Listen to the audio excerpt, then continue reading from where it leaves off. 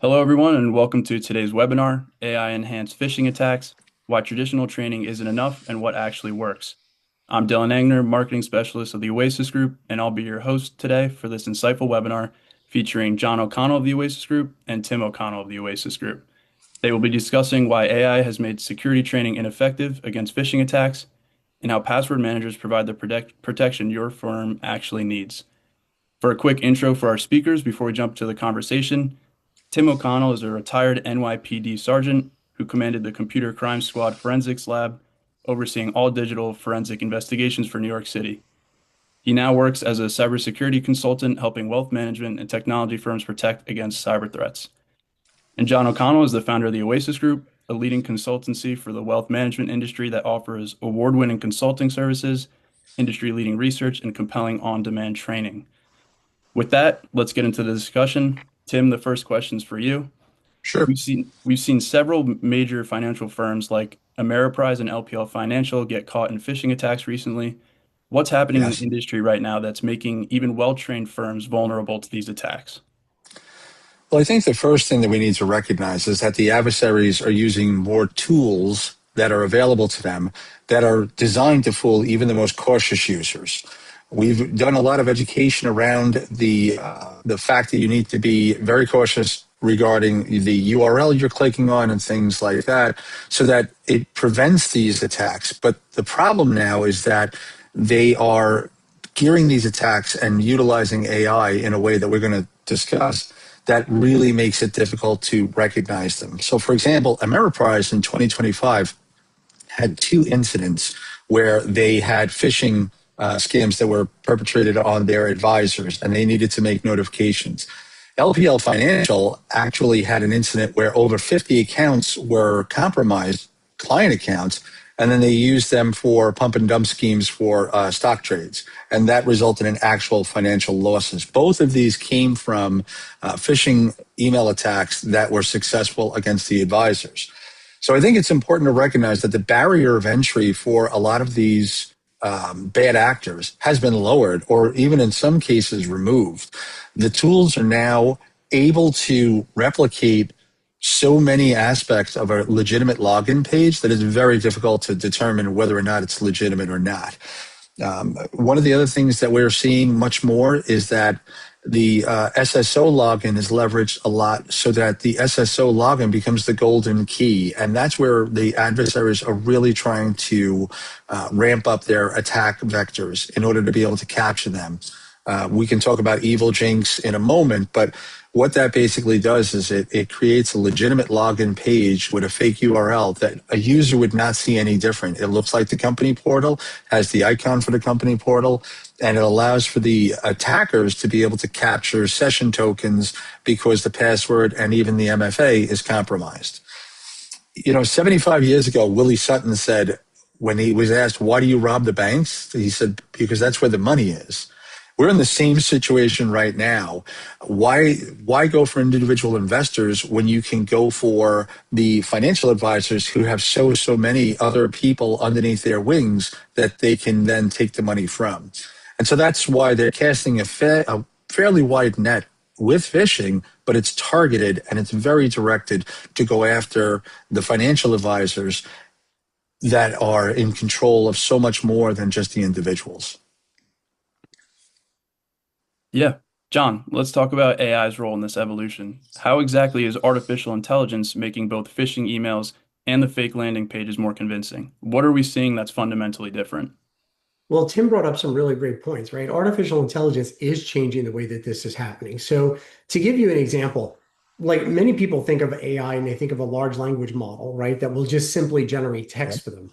But the reality of it is that's really a small slice of artificial intelligence. AI can generate images, it can generate complete documents, it can generate sounds. So, what we're finding today is that the bad actors are leveraging artificial intelligence to create a pixel by pixel replication of the login screen. So it's not like they're just trying to screen capture the logo anymore and then paste that onto something else where you could tell that it's a little off. That's not Yeah. happening anymore. AI has the ability to create an exact duplicate of that login page for the web page of the bad actor. So like Tim said a moment ago, when the when the unsuspecting victim, whether that's the financial advisor, a CSA that works for them, or the client, goes to that web page, it's an exact duplicate of what they would find with their normal login page.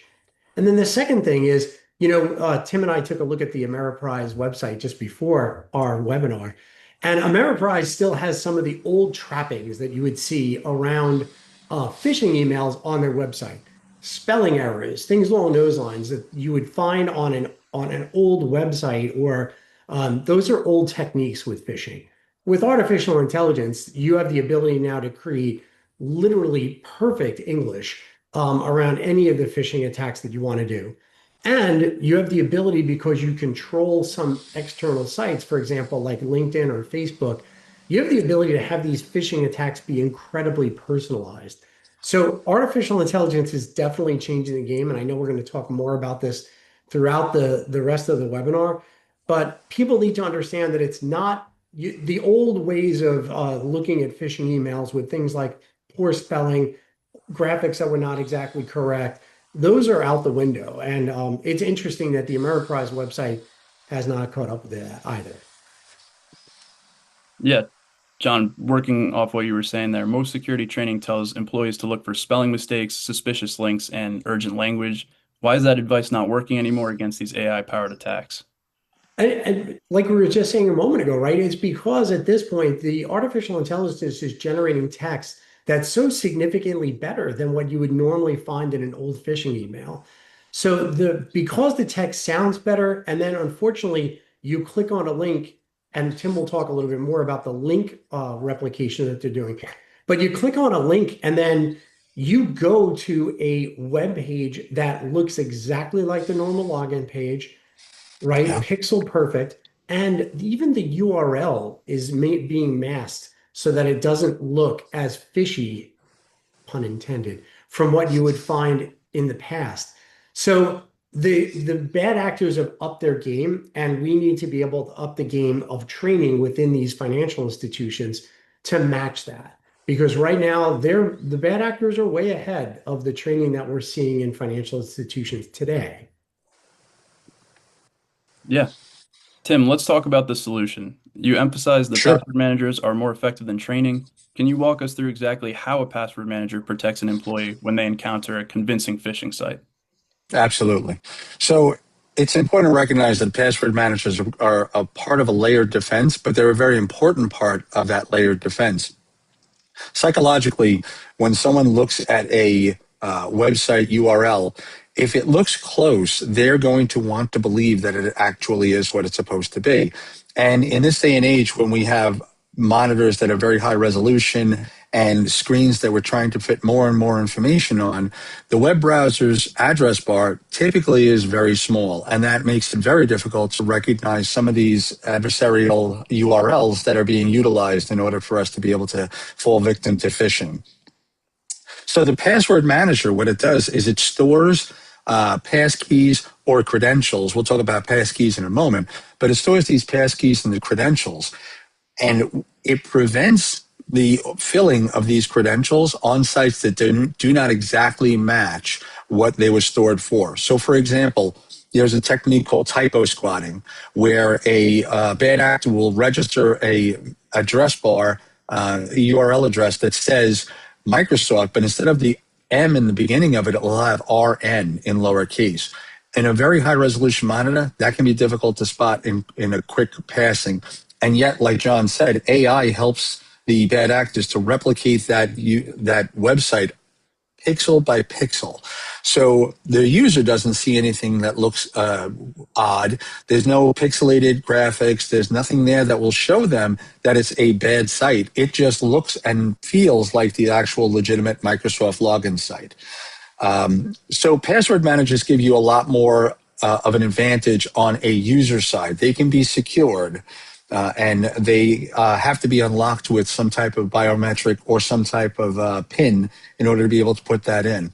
It's easier to implement the password managers at scale. If you're an organization that has a small number of users, or even one that has a large number of users, the password manager is much easier to be able to put the credentials in and then manage them centrally so that they're not stored locally in a browser or on a particular person's machine, or Lord forbid, in a unsecured Excel file, which we have seen.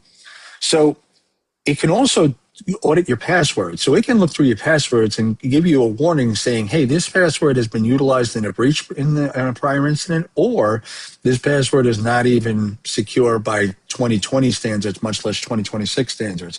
So it can do all of these things for you. And one of the biggest benefits when you start to talk about larger organizations, 20 users or more, 10 users even, is that it gives you the ability to share passwords. So if you have a site, for example, where you have one login for the company, say it's your domain registry site for your website, and you want to go to whatever one of those domain registration sites are, there's typically one login per organization. So two people need to get in, they need to share that password. Password managers allow for you to do that securely. And one of the best things for the larger organizations too is that it can secure and share those TOTP codes, those 6-digit codes that you only have a finite amount of time to enter in. So that's a time-based one-time password. That's what TOTP stands for. A good password manager can store that and generate it. And when you go to log in, it will automatically fill that credential. You can actually even secure it so that credential, if you want to do that across the board for users, is not visible. The password manager can store that secret, and yet the user will never see it as it gets filled in. So that gives you an extra level of control and security over it. I think it's important to realize that in the past, we've trained users to try to look for the URL, but also to look for HTTPS. You want to look for that little lock icon in the address bar. And most of us are familiar with that at this point. The AI generation and the reverse proxies that the bad actors are using allow for that to be there right away. And so a user that's used to trying to make sure that that lock is there, they're going to see the lock, and it's not going to make a difference because it's still a bad site. So again, it can prevent all of that auto filling with typo squatting because it will not fill it. It doesn't match, it won't fill it, and it will tell the user that it can't fill that the credentials on that web page because the URL is wrong. Yeah. John, I want to dig deeper into typo squatting. Can you explain more on what that attack method is and why it is so effective at fooling human eyes but can't fool a password manager? Well, like Tim mentioned a moment ago, right? The password manager is not looking at the letters that are in the URL. It's simply matching it. Either the URL matches or it doesn't. The beauty of a password manager is it's a machine. It's not going to quickly look at the URL because you've got a million other things going on and try to move forward fast. I mean, think of so many things, so many actions that an advisor does on a daily basis. Maybe one of your critical clients just called and they're asking for a money transfer or a money movement. So you might have gotten that phone call. You're working on that money movement in one screen, while on the other screen you're trying to log in using a URL that you received in an email for another client to upload tax documents. Unfortunately, you're not paying attention to the URL. The password manager is, because that's its only job. It's going to match that password, that URL to the passwords that are inside of its password manager. If the URLs don't match, it's just going to fail. So it's that one extra layer when cyber criminals they try to move with speed. They want you to be confused. They want you to move quickly. The faster that you move, the less likely you're going to figure out that you've got a bad URL or you're being scammed. So the password manager puts that one layer in between you to stop and pause and say, is this the right site or is it not? And if it fails, that stops that flow. And that's probably the 1 second that you need for your team members to say, oh, wait a minute, what just happened? It didn't fill the password. And when they pause and take a look at that URL, through training, you can tell them this. If something occurs and it doesn't autofill the password, take a step, take a breath, and take a look at that URL. And if it's off, or if you're not sure, simply close the browser, use the password manager to open up the site. And that will save you many, many times and a lot of headache from actually making these mistakes. So typo squatting, it's just a way to try to fool a human that's moving quickly or has other things going on. That's one of the techniques that they utilize. Password managers can absolutely stop that, which is why within the Oasis group, we recommend that to all of our clients. Tim, you also mentioned passkeys. For those who aren't Mhm. familiar, what are passkeys and how do they take security even further than password managers? Well, I'm not surprised that a lot of people aren't familiar with it. There was an industry leading organization that just last month in January of 2026 recognized that over 45% of people have never heard of passkeys and don't know what they are used for. In amongst your peers, that's probably going to be a lower percentage. But still in all, the bottom line is what a passkey does is it eliminates the password variable from the equation. There's nothing to type, there's nothing to steal. And what a password does is it uses cryptographic technology. That's a fancy way of saying it involves a public key, which would reside on a site, say like Microsoft.com, and a private key that resides somewhere that you are in control of. So it combines three things. It combines something you know, which is your PIN on a device, something you have, which it would be a phone or a PC as an example, and also something you are, which would be your fingerprint or your face ID. So the way that it works is you go to a website and it says, there's a passkey available. Would you like to utilize it? You say yes. It then initiates a transaction that combines what you have and what you know with what's available on the public side. So they are in a they're in a position where these passkeys eliminate the variable of typing in the wrong password, having the password captured with a keylogger or some other type of malware that would capture the screen, and it allows for the authentication to happen much much more securely. The public key that's coming from Microsoft, if that does not match your private key because the website has a typo squatting attack going on, or there's a reverse proxy going on, or there's a bad URL going on, it just won't match and it will immediately stop the attack vector.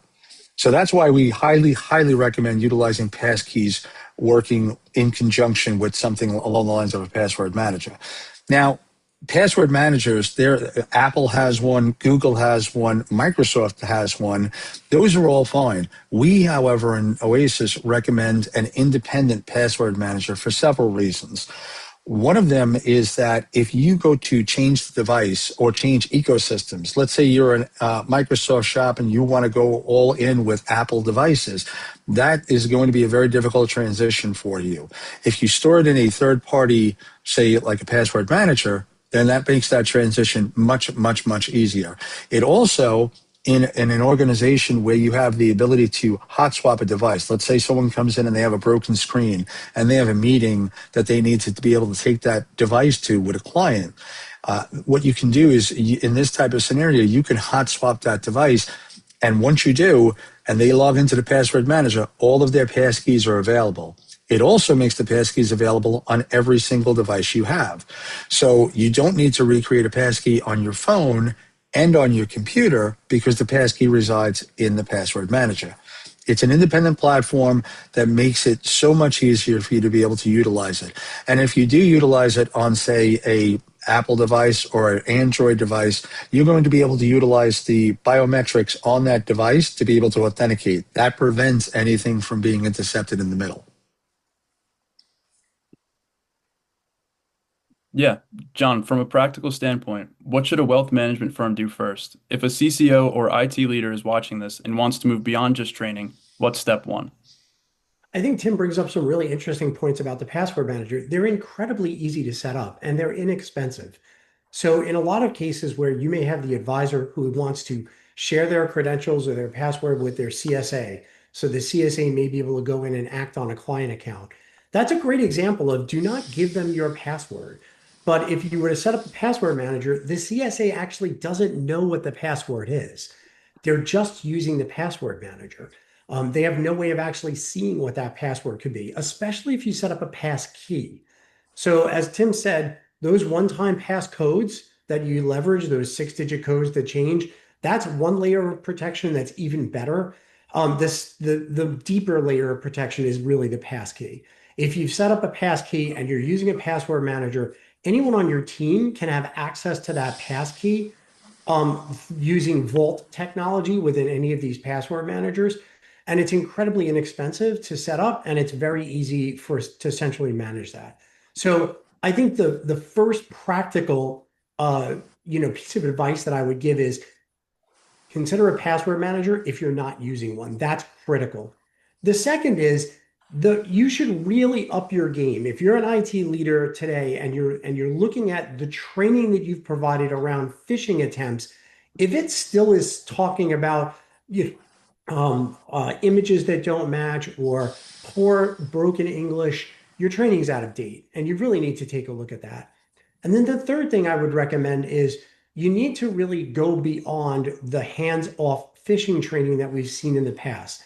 Firms like KnowBe4 are absolutely fantastic at being able to test whether or not your team members will fail a phishing attempt. But the training of your team members is not effective unless you're doing that kind of training and speaking to them about it. Whether you outsource that to a third party, live training where you talk about these are what you're going to see, this is the cutting edge of phishing attempts, or is going to be incredibly useful for your team. And then you're going to see that the propensity for them to fail some of these phishing emails is going to decrease significantly. So to summarize, where do I think that the wealth management firm should start? Number one, definitely consider a password manager if you're not using it. Number two, seriously consider one-time passwords or passkeys to increase your resilience in a cybersecurity perspective. And number three, reevaluate your training. And if it's not really what we're talking about on this call, then you should seriously consider updating that training. Tim, as we wrap up, what trends should compliance leaders and IT directors be preparing for over the next 12 to 24 months? Where is this all headed? Well, I think that John brings up a few excellent points. And one of them that I would reiterate is the fact that with AI, you're eliminating so many barriers of entry in order to be able to craft these attacks. You're eliminating the variable of the English language being mastered. They no longer have to do that. The variable of trying to set up sites that look or act exactly the same, whether it's through reverse proxies like EvilChings or if it's typo squatting. However it is, you're eliminating so many of those variables for barriers of entry at this point. I think it would be foolish to anticipate that this is going to slow down at all in the next 12 to 24 months. I think it's going to rapidly accelerate. Because that cost of entry for the bad actors has been reduced to time and money of almost zero with the generative AI tools that they can utilize to craft these attacks, I think you're going to see a much larger attack vector and a much wider attack window begin to rapidly develop throughout the industry. And not just this industry, but many industries. This one just happens to be the most critical when it comes to finances. The tools are becoming more and more automated with agentic AI. And agentic AI allows for the coders to be able to set a task and have it create all of the background that used to be a manual process. That's all being automated at this point, and it's being automated at scale. So I believe we have a very small window to be able to secure the environment before we start to see a flood of these attacks. The good news is that the problem is not technology anymore, it's education. So I think a layered approach of both education for the end users, and like John alluded to, don't be static with your education. Don't think that what was good a year ago or a few years ago is still good. You need to be able to do live education with people, with questions and answers, with real world examples. One of the examples that I like to utilize is there was a real world example of a Chase bank site being completely replicated, except the URL said chaseonline.com. That was not Chase. That actually ended in real losses for people because they got a phishing email, they clicked on it, and they utilized that link instead of going to the actual Chase link.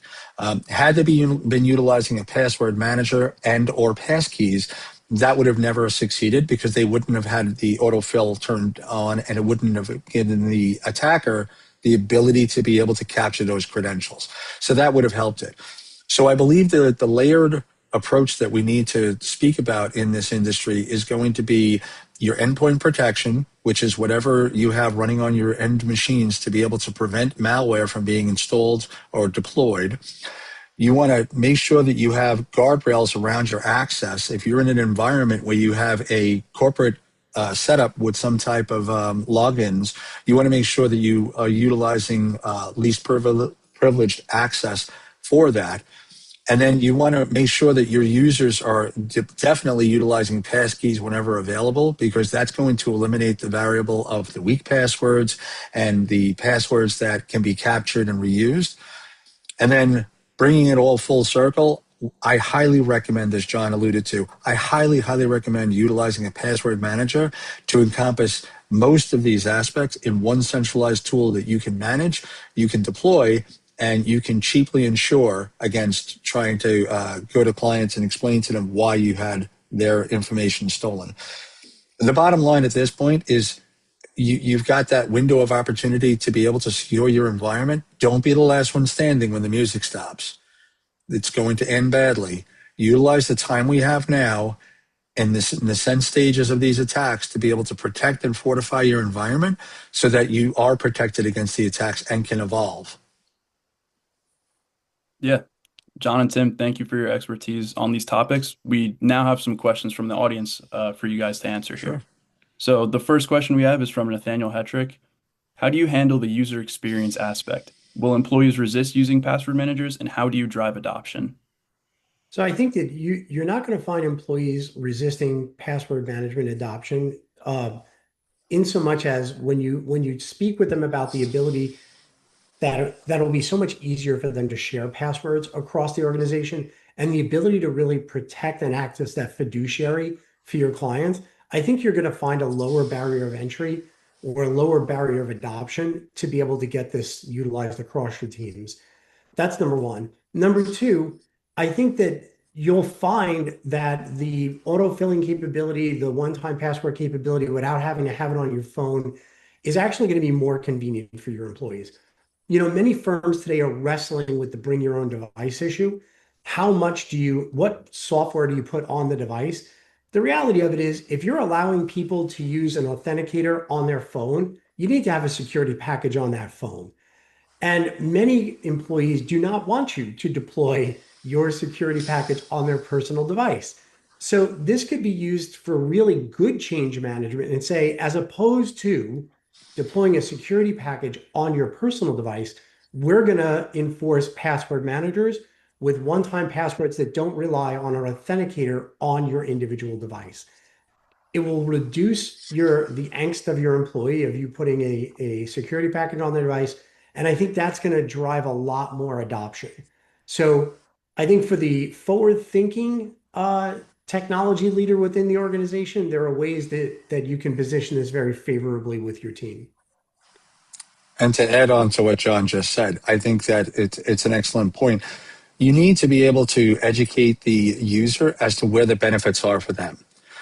Very often, people resist change because they don't like to have their daily routine changed, upset, modified. But if you show them that this is a time saver and a net gain, as opposed to another aspect of technology they need to utilize, and you show them the benefits of it, that's where you're going to drive a quick adoption rate. Yeah, there's an old saying in sales, if you can show someone the whiffum, they're more likely to buy. That's the what's in it for me. So if you can show the employees the whiffum, we're not going to put a security package on your phone. We're going to make this easier for you to share passwords across your team. There's a lot of benefit there. And I think you'll find that they'll get on board much faster. Yeah. Our next question is from Tom Budner. What password manager does the Oasis Group recommend?